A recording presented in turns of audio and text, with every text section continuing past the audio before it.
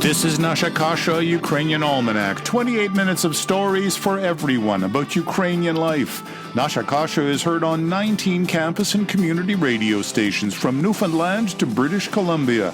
I'm your reporter Stefan Andrusiak. This is episode 214.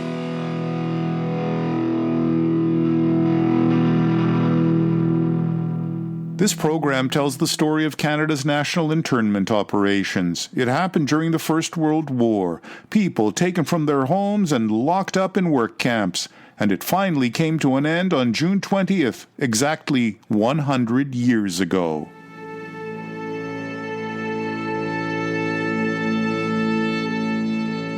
We'll travel to Montreal and then north to Spirit Lake. The land that today is Ukraine was in part ruled by Austro-Hungary in the early 1900s. Austria and Germany were Canada's enemies during the First World War. Ukrainians, even those born in Canada, never having been to Europe, were apprehended under the War Measures Act, and they were sent to one of 24 internment camps across the country. Today's program is about one of those camps, Spirit Lake, near the town of Amos, Quebec. We'll speak to two filmmakers who have spent much of their careers and their married life telling the story of Spirit Lake. And we'll travel to the camp itself in the Abitibi region. For Ukrainians, going to the Spirit Lake Museum today is a trip to a place of injustice. For the people of Amos, back then and now, it was and is an opportunity for economic prosperity. I'll explain. But first, here's the band Lama from Ukraine, featuring Natalia Dzvenkyu. The song is I'm Not Saying Goodbye, Не кажу прощай. Тоді здавалось, що то був останній раз. І поміж нами сотні миль, і не час. Я так хотіла твій погляд ловила, але все було як у вісні, і все проти нас. Не кажу прощай тобі, над морем повний місяць вдалині. Я не кажу прощай тобі, над хвилями не згаснуть вогні. Не кажу прощай тобі, знаю, ти чекаєш вдалині. Я не кажу прощай тобі, моя любов зі мною мені.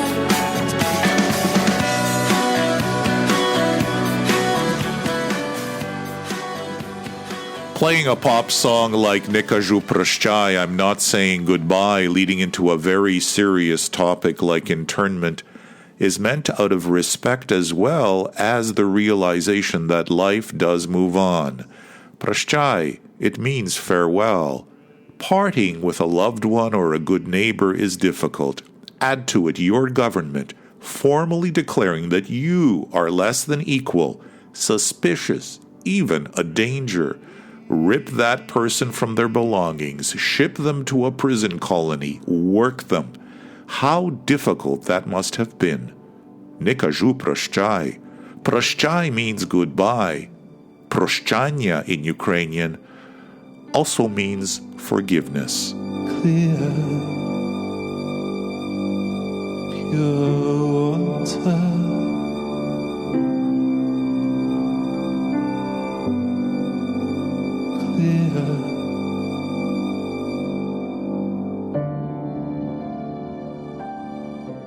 Spirit Lake inherited its name from an Algonquin native legend.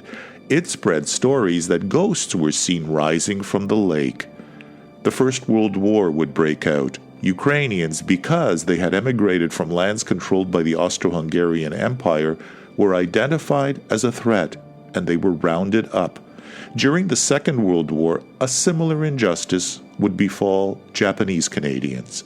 It wasn't until the mid-1970s that internment came to the attention of the general public, and in no small way, this was only thanks to the relentless pursuit of a researcher and a filmmaker. They, from time to time, are still taking out a mortgage to wake up their audiences. I take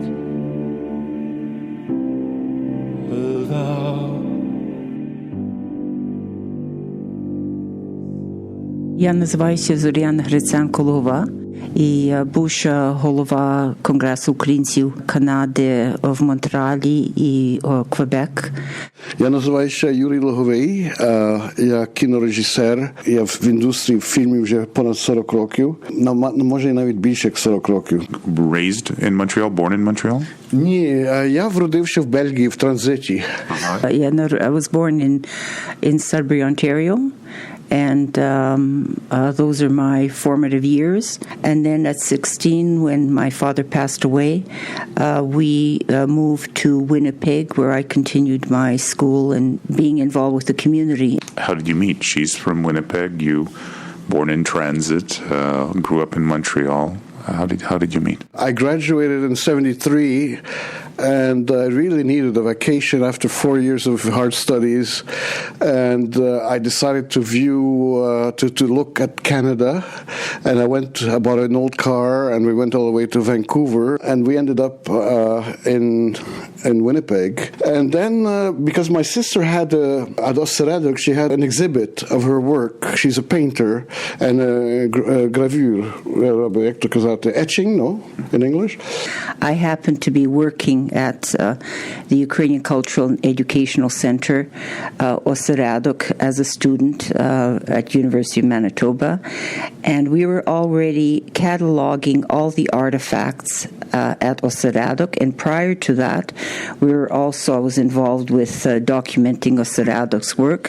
He came there to check out the exhibit at Osseradok on Alexander Avenue, and in the course of the conversation, he mentioned he's from Montreal, and he's doing a documentary on Ukrainians in Quebec, and it's very difficult. I understood that because I was also very interested in filmmaking.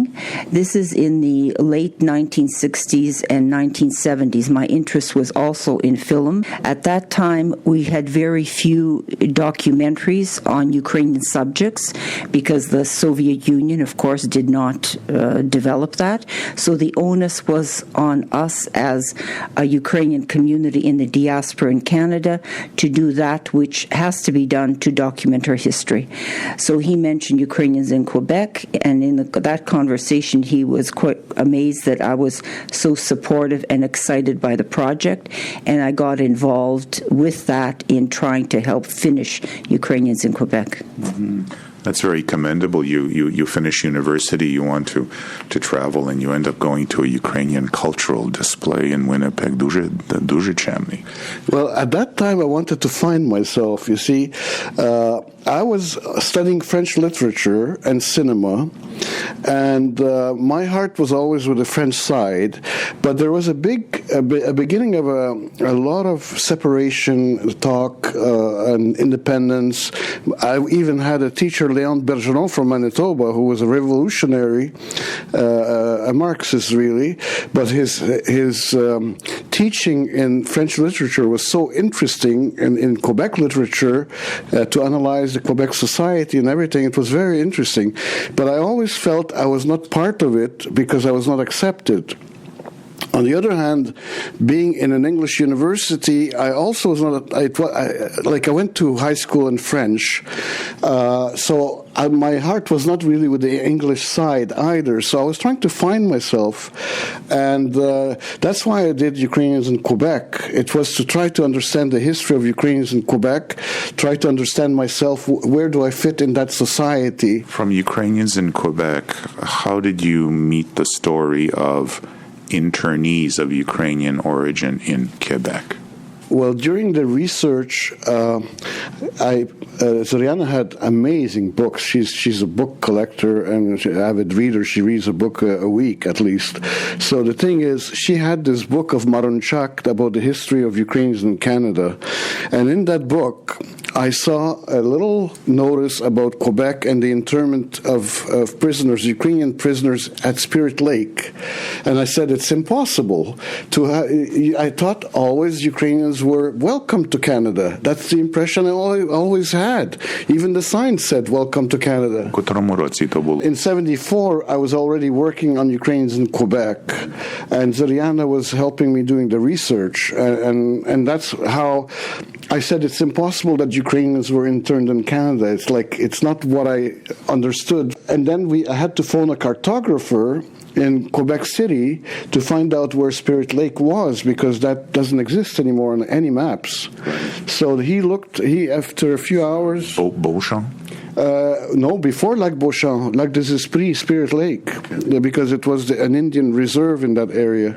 So what happened was according to Marunchak, he said it was in the northern part of Quebec. So I knew at least I had one kind of possibility there.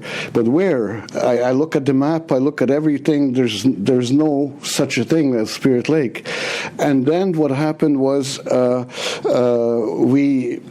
cartographer calls me back 3-4 hours later. He says there's three Spirit Lakes in Quebec, and one is in the northern part of Quebec in the Abitibi region. I said, that's it, that's the one. And we went there. We went with the equipment rented, etc., and it was a very rainy day, I recall that. Chances were that because of the weather we wouldn't go, but Yurko insisted because of the cost of the equipment. That was in 1974, around 1974.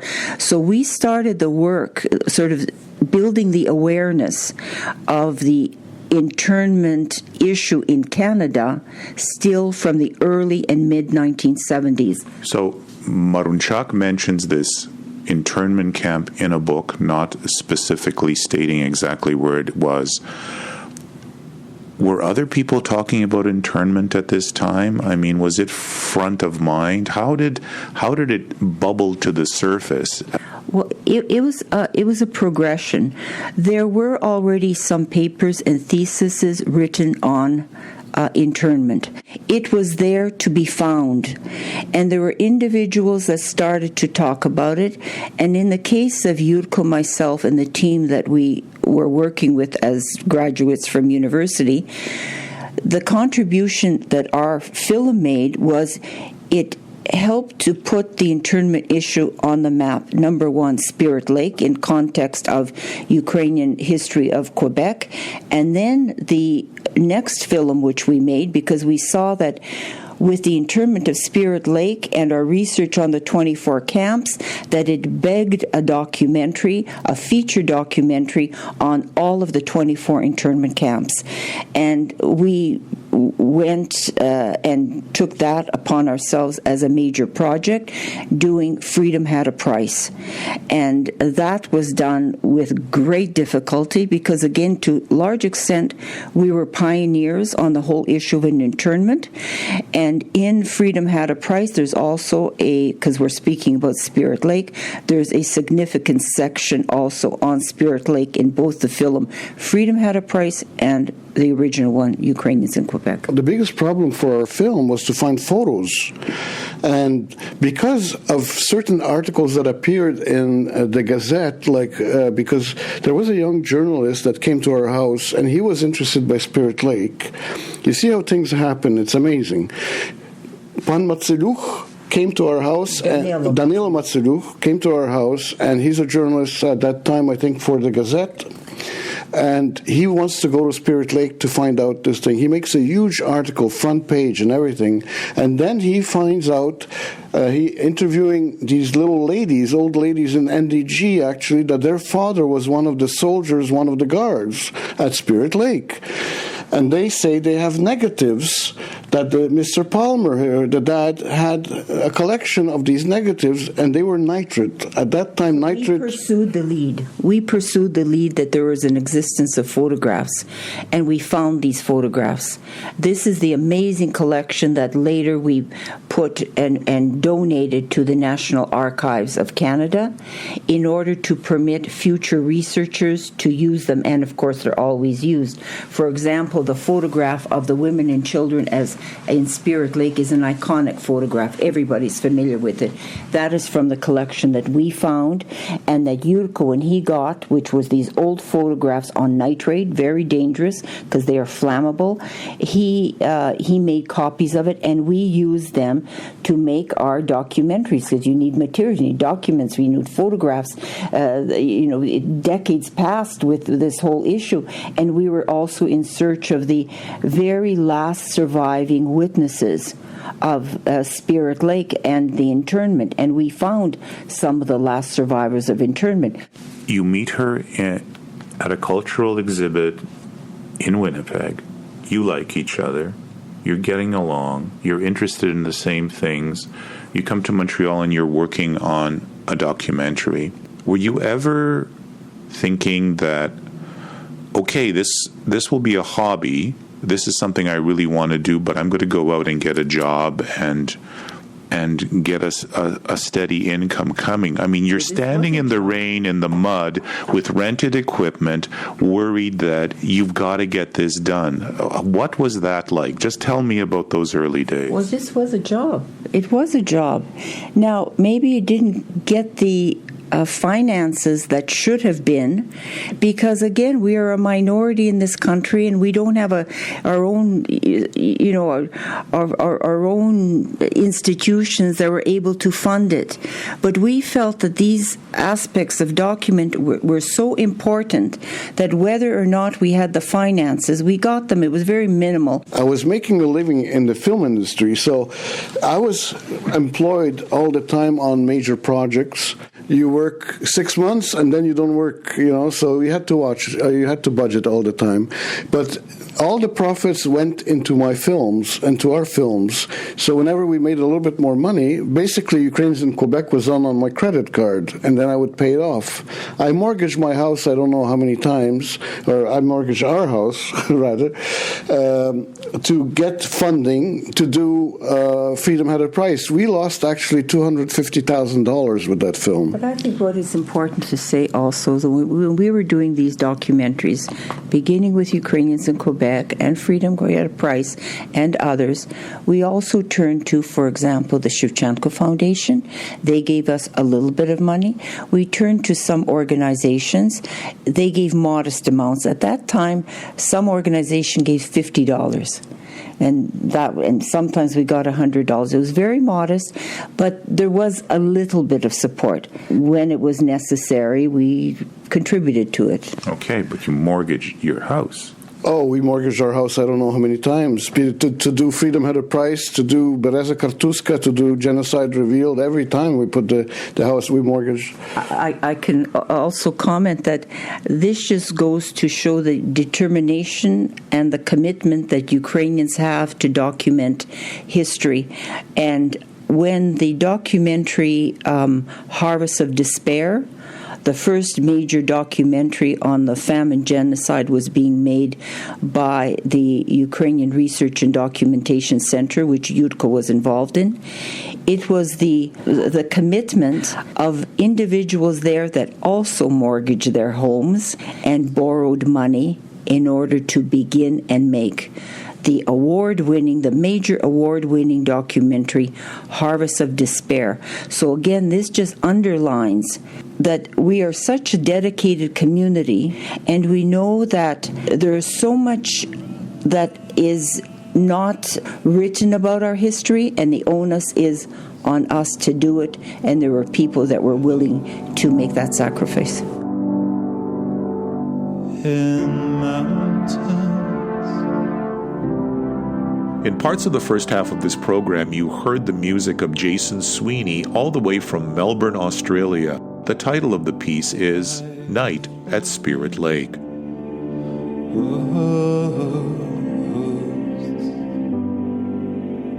Gathering. Now, for non-Ukrainian residents living at the time of internment in the vicinity of Spirit Lake, it was a very different kind of experience.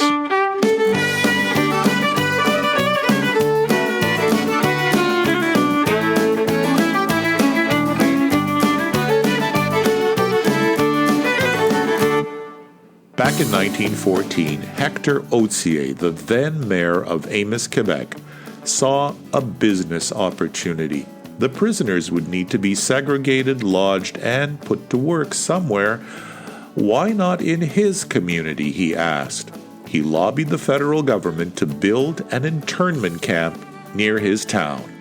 Food for the prisoners and guards, clothing, building materials, jobs, all contributed to the prosperity of Amos. Today, a museum stands at that location. We'll go there next in our report about the internment camp at Spirit Lake.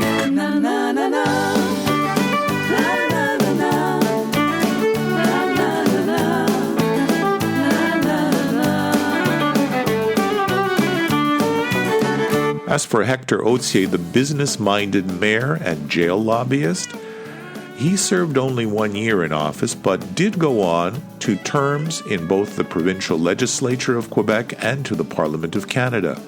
Today, part of the county carries his name, and on the outskirts of Amos, a new jail, estimated cost $126 million.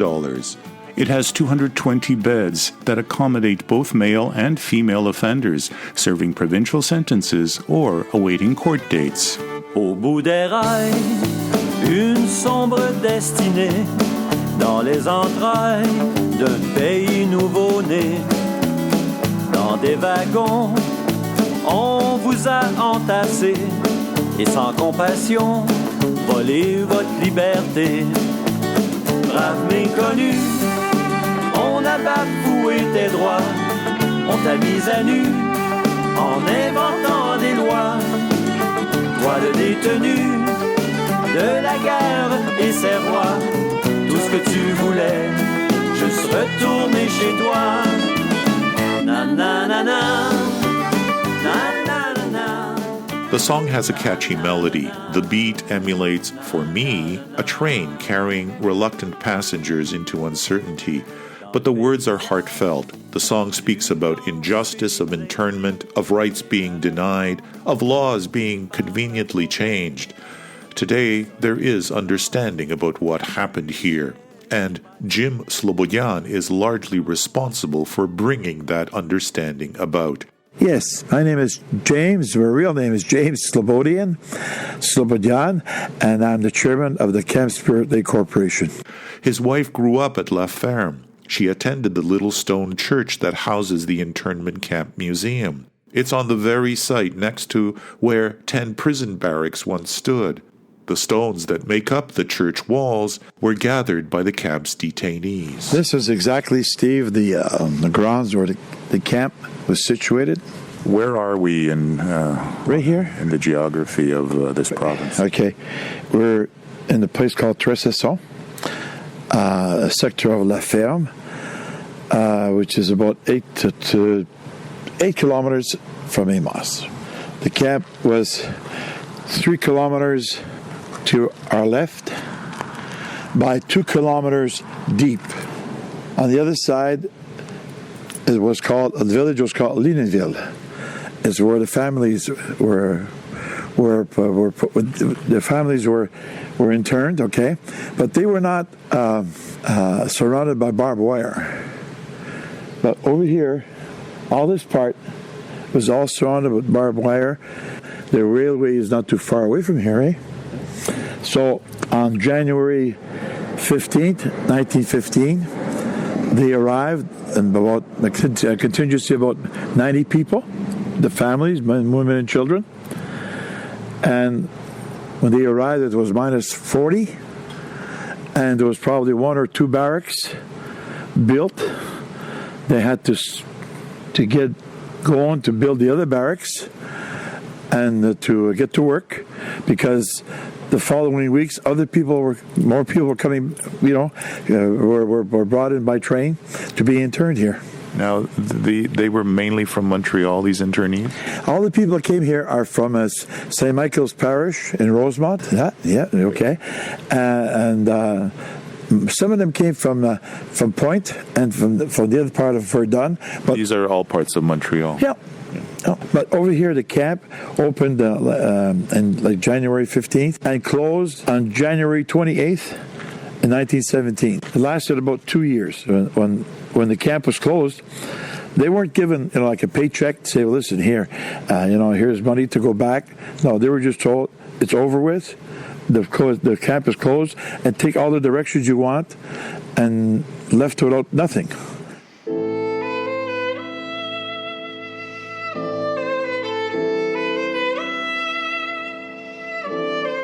When the camp was here, the mayor of Amos, Hector Otse, when he went to the prime minister then, which is Borden, and asked him, hey, we would like to have one of these camps up our way in this part of the country. He knew what he was doing. Wait a second. They lobbied to have an internment camp here? Yes, that's what they did. Because prosperity would come? Well, sure, prosperity came. The general store during 2 years, and we know about it, we have records, okay? The camp itself was an economic motor for the city of Amos. Believe it or not. There was 400 people living in the city of Amos, and there was 1,200 internees here. So the general store generated, during the 2 years, $250,000. There was a lot of money in those days.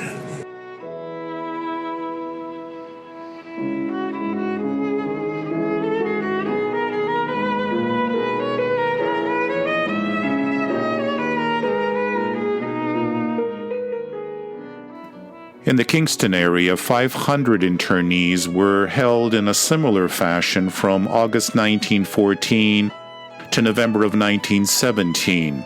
The site, historic Fort Henry.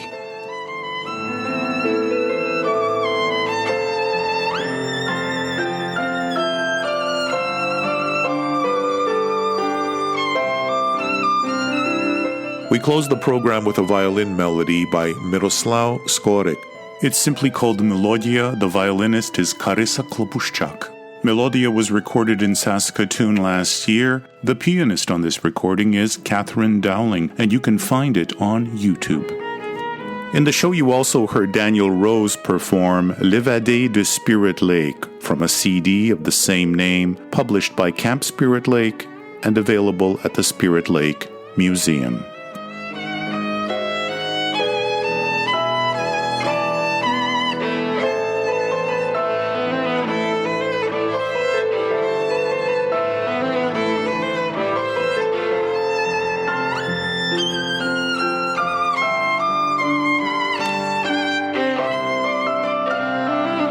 Much of this report was first aired in December of 2016. Nasha Kasha is also a podcast. Find us on Apple Podcasts, Google Podcasts, and on Spotify, as well as many other platforms. Partial funding for Nasha Kasha is provided by the Shevchenko Foundation and the Ukrainian Credit Union. I'm your reporter Stefan Andrusiak. Back in a week, God willing. До милої зустрічі за тиждень часу, дорогі слухачі.